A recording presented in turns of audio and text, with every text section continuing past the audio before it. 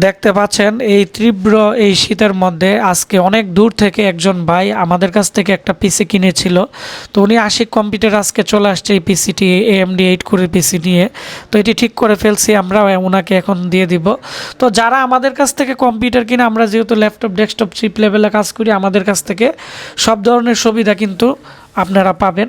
এবং যে ভাই আজকে আসছে ওনার সাথে কথা বলবো, এবং উনি আজকে আরেকটা আমাদের কাছ থেকে পিসি আপডেট করবে এবং এই পিসিটি কিন্তু রিপেয়ার করেছে। উনি আমাকে বলছে কয়েকদিন পরে ওনাকে একটা ভালো ল্যাপটপ দেওয়ার জন্য।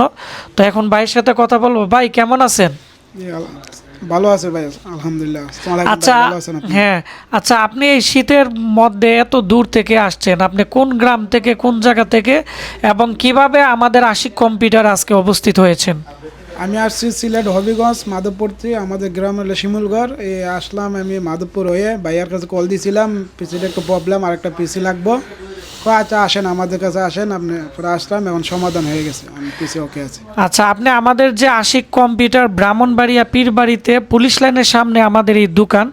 তো আপনি এত দূর থেকে আপনি কেন আসছেন? আপনি তো ব্রাহ্মণবাড়িয়াতে তো আসলে অনেকটাই দূরে। যে আসছি ভাইয়ার মানে কথাবার্তি বা ব্যবহার, এরপরে আপনার কাজের গতি ভালো। আমি জানি ওখানে আসলে আমার সমাধান হবে, অন্য জায়গায় নিলে আমার জিনিসটা প্রবলেম হবে আরও। আসলাম, এখন সম্পূর্ণ ওকে আছে। বেশি সময় লাগে না, অল্প সময়ের ভিতরে হয়ে গেছে।